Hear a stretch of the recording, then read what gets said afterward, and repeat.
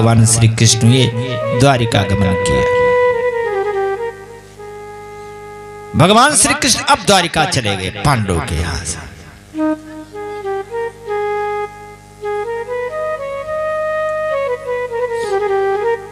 लेकिन जब द्वारिका जाने लगे भगवान श्री कृष्ण तो अर्जुन भी साथ में गए।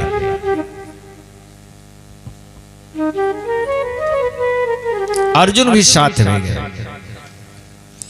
काफी दिन तक अर्जुन भगवान कन्हैया के यहां द्वारिका में रह गए।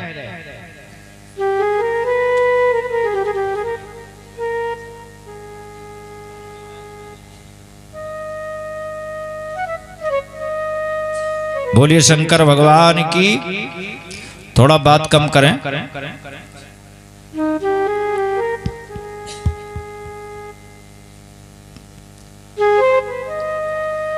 इधर जो उत्तरा के गर्भ में बालक पल रहा था, एक बालक का जन्म हुआ, जाति कर्म संस्कार कराया गया, उत्सव कराया गया। युधिष्ठिर बड़े धूमधाम से उस बालक के जन्मोत्सव मनाया। शुक्ल पक्ष के चंद्रमा की भांति नित्य प्रति बड़े तेज गति से वो बढ़ने लगा। बड़ा ही सुंदर बालक, बड़ा विचारवान, बचपन से ही बड़ा मेधावी था। एक दिन अर्जुन ने भगवान श्री कृष्ण से कहा, द्वारिका में कहा, कन्हैया आदेश हो तो मैं भी अपने घर चला जाऊं, बड़े भैया से मिल लूं, हस्तिनापुर चले जाओ। ठीक है, जाना चाहते हो चले जाओ। रास्ते में आ रहे थे तो कोल भील मिल गए अर्जुन को। कोल भीलों से अर्जुन का झगड़ा हो गया। अर्जुन के पास जो भी कुछ था सब लूट लिया कोल भीलों ने। अर्जुन ने अनेकों बाण चलाए, लेकिन कोल भील उन बाणों को तोड़ ताड़ कर फेंक देते। परिणाम ये हुआ कि अर्जुन कोल भीलों से हार गए। बड़े चिंतित हैं। और उधर भगवान श्री कृष्ण के 125 वर्ष पूरे हो गए। पृथ्वी पर रहते रहते भगवान कन्हैया इस पृथ्वी को छोड़ने का मन बना लिया।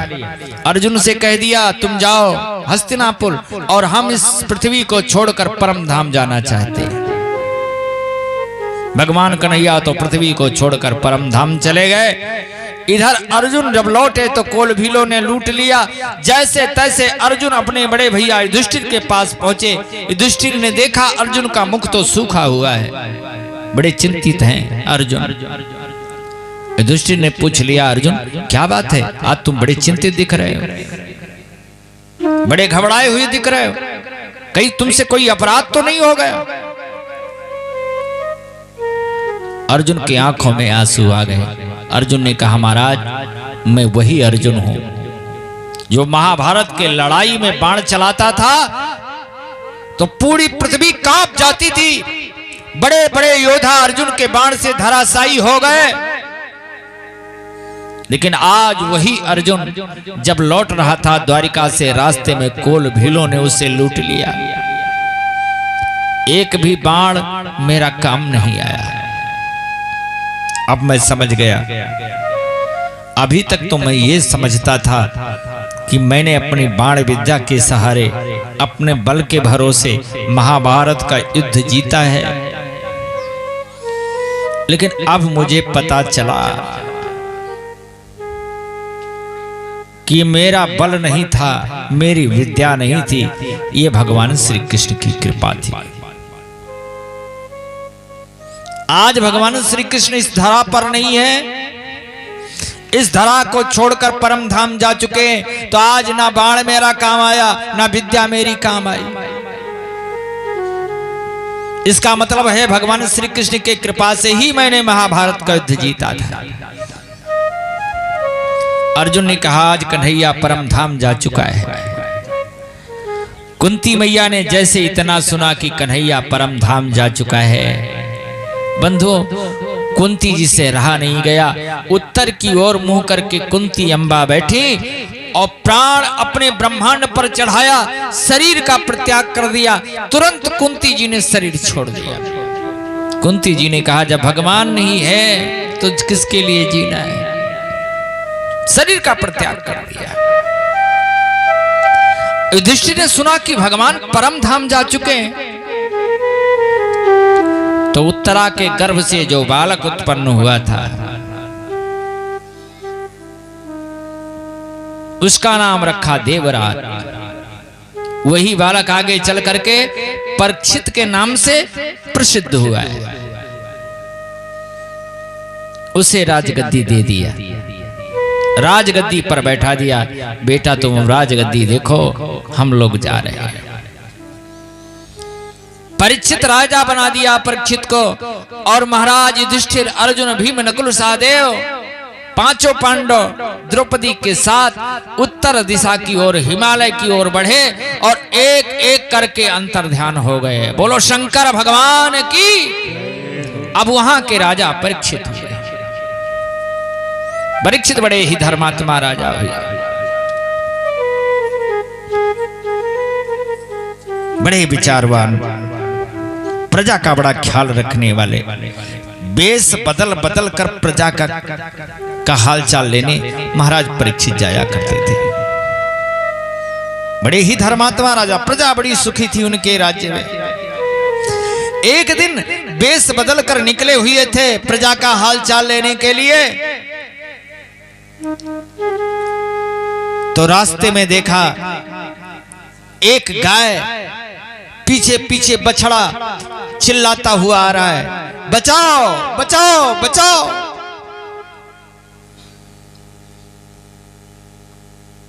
आवाज बचाओ बचाओ को सुनी तो परीक्षित जी रुक गए। ये हमारे राज्य में कौन हो सकता है, कौन इतना दुखी हो सकता है। खड़े हो गए। गाय भागी भागी आई। परीक्षित ने कहा देवी तुम्हें कौन सा कष्ट है, क्यों परेशान हो। पीछे बछड़ा भी आ गया, उसका पास एक ही पैर है, तीन पैर गायब, एक पैर से दौड़ रहा था बेचारा। बछड़ा भी चिल्ला रहा था बचाओ बचाओ।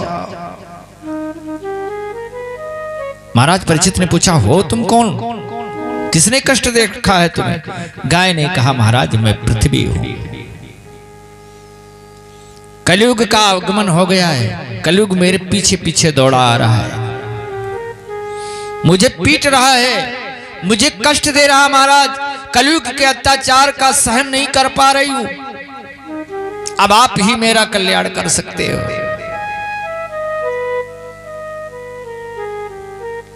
बछड़े से पूछा तुम कौन हो भाई। उसने कहा महाराज मैं धर्म हूं। तुम्हारे तीन पैर कहां चले गए। कहा महाराज मेरे चारों पैर सतयुग में थे, चार पैर धर्म के। अभी धर्म की चर्चा कर रहा था ना, चार पैर धर्म के, सत्य, तप, दया और दान। धर्म ने कहा महाराज सतयुग गया तो सत्य चला गया, त्रेता गया तो तप चला गया, द्वापर गया तो दया चली गई, और इस कलयुग में तो केवल एक पैर के बल पर धर्म टिका है, केवल दान। एन केन विधि दीने दान किए कल्याण, और कोई उपाय नहीं, दान के भरोसे धर्म चल रहा है। तब तक काला काला व्यक्ति पीछे से डंडा लिए पहुंच गया। पृथ्वी ने कहा महाराज यही कलयुग है जो हमको परेशान कर रहा है। तलवार निकाल लिया महाराज परीक्षित ने कहा अरे दुष्ट कलयुग, तेरी हिम्मत कैसे हुई कि मेरे राज्य में आ जाए। कलयुग ने कहा महाराज मेरा तो समय है, वक्त है, अब द्वापर गया, अब मेरा आने का मौका नंबर आ गया। परीक्षित ने कहा तुम गाय को परेशान करोगे, धर्म को परेशान करोगे, पृथ्वी के ऊपर अत्याचार फैलाओगे, हम तुम्हें जीवित नहीं छोड़ेंगे, मार डालेंगे। तलवार निकाला, मारने के लिए दौड़ा, तैसे वो भगवान महाराज परीक्षित के चरणों में कलयुग गिर गया, चरण पकड़ लिया। महाराज मैं शरणागत हूं, त्राहि माम त्राहि माम। कितना भी अपराधी क्यों न हो, शास्त्र कहते हैं कि अगर शरण में आ जाए, शरणागत आ जाए, तो उसका परित्याग नहीं करना चाहिए, उसकी रक्षा करनी चाहिए। आपका दुश्मन ही क्यों ना हो, अगर शरणागत आ गया, शरण में आ गया, तो उसकी रक्षा करो।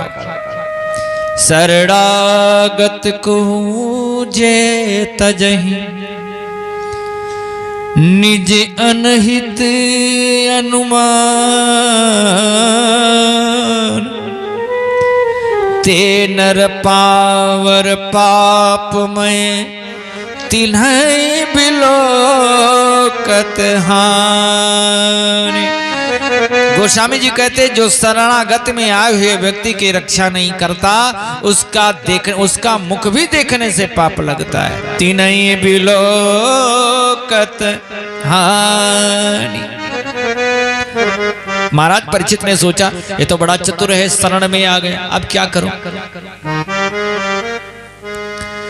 परीक्षित ने कलयुग से कहा, एक बात बता, तेरे अंदर सब अवगुण ही अवगुण है या कोई गुण भी है? कलयुग ने कहा महाराज एक गुण है। कहा कौन सा? कहा यते फलम नास्ति तपसा ना योगेन समाधिना।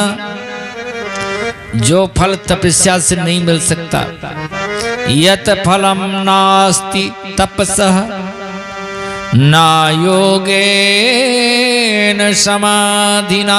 जो फल योग में नहीं है, समाधि में नहीं है, तत्फलम सम्यक, वो फल कलौ केशव कीर्तनात्। सतयुग में, द्वापर में, त्रेता में जो हजारों हजारों वर्ष तक लोग बैठकर तपस्या करते थे, समाधि लगाते थे, योग साधना करते थे,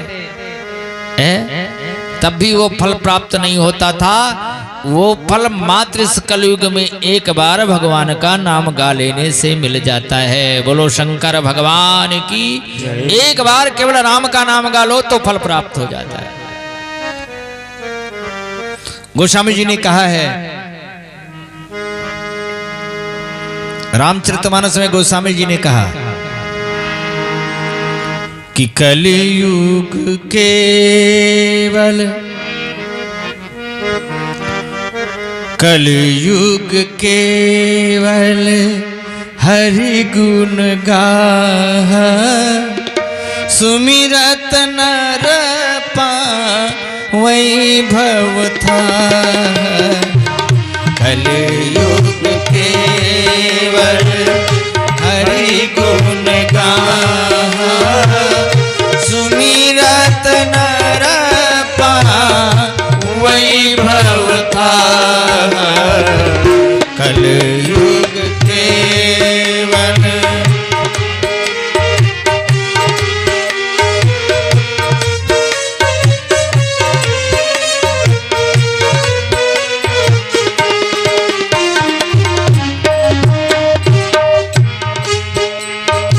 गोस्वामी जी तो यहाँ तक कहते इस कलिकाल में और कोई इतना जल्दी मदद नहीं करते जितना राम नाम मदद करता है, भगवान नाम। यही कलिकाल न साधन दूजा, यही कलिकाल न साधन दूजा।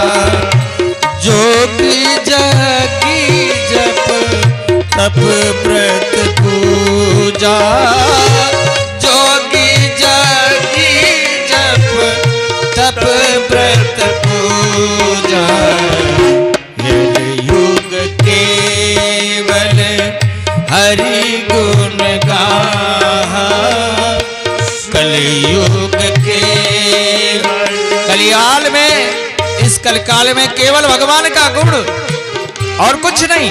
गाओ सुनो, राम ही गाइए, राम ही सुमरिए। कलियुग केवल हरि गुण गाहा, सुमिरत नर वैभव था। कलियुग केवल हरि गुण गाहा सुमिरत नर वही भवताहा कलियुग केवल।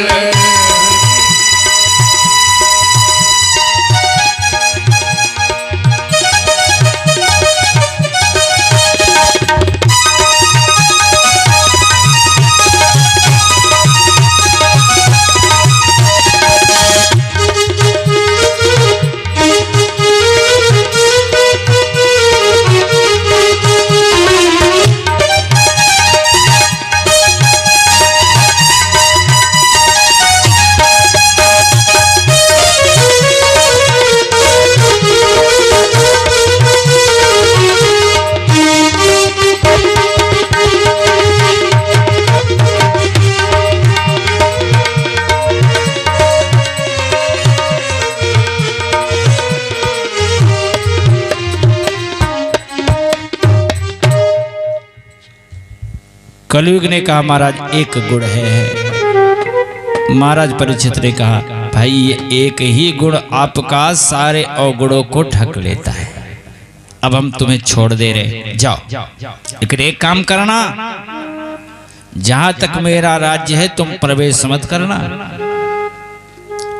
कलयुग ने कहा महाराज आपका राज्य कहाँ नहीं ये तो बताओ। आपका राज्य तो हर जगह है, हमें तुम बता दो मैं कहां रहूं।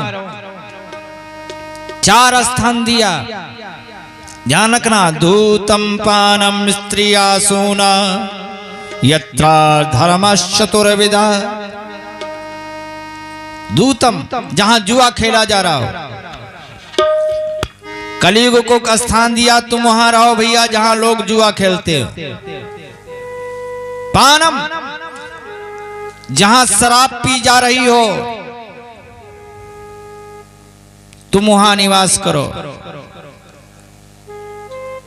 वेश्यालय में निवास करो। अरे कलयुग ने कहा महाराज एक आध स्थान बढ़िया भी दे दो। ये सारे कमरे गंदे गंदे दे दिए, एक आध कमरा बढ़िया भी दे दो। तो एक स्थान महाराज परीक्षित ने दे दिया कलयुग को, कहा तुम सोने में निवास करो। बोलो शंकर भगवान की। सोना जो बहनें पहनती नहीं, बहुत लोग सोने के शौकीन होते हैं।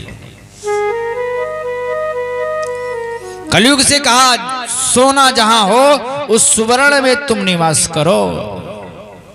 पुनश्च आचमान आए जात रूप जगत प्रभो। सोने में कलयुग रहने लगा। जहां जुआ खेला जा रहा